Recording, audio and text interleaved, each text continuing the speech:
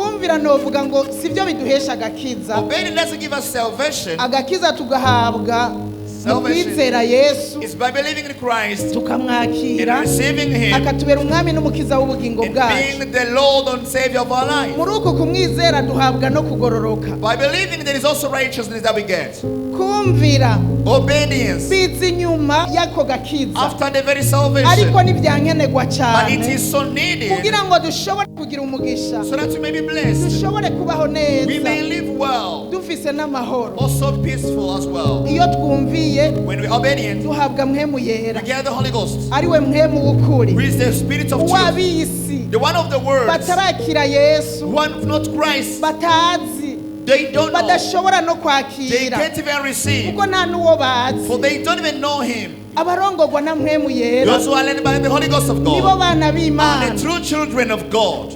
Urongorwa na Mpwemu Yera Being led by the Holy Ghost, actually, ukora ibijyanye n'iby'Imana igomba. you do what relates to the will of Kuko uyu God. Mpwemu For the very Spirit, igihe cyose yabira ku bya Data whenever He brings from the Father, and akabitumenyesha, then He acknowledges us, hanyuma tukabikora. then we do. Bisigura ngo urongorwa na Mpwemu We are Yera led by the Holy Ghost of God. uca ukora ibihuye n'iby'Imana You do igomba. what requests the will of God. Ndakwifurije kurongorwa na Mpwemu I Yera. wish you to be led by the Holy Ghost of Mpwemu God. w'ukuri, May the Spirit of truth, abarongorwa n'uyu Mpwemu those who w'ukuri are by the Spirit of truth, bagendera mu kuri. they walk in the truth of God. Abarongorwa n'uyu Mpwemu Those who are w'ukuri by the Spirit of truth, bavuga ukuri. they speak the truth. Uyu mwami Yesu This Lord Jesus yazanywe no kuduha ubugingo came to give us life, busagutse. and the life in abundance. Ni ukuvuga ngo abarongorwa n'uyu Mpwemu Yera It's those who are led by the Holy Ghost, baba bari mu bugingo busagutse. they are in abundant life. Ariko wa mubi But the evil one wewe yazanywe no kwica, just came to kill, no kwiba, steal, no and to gutikiza. destroy.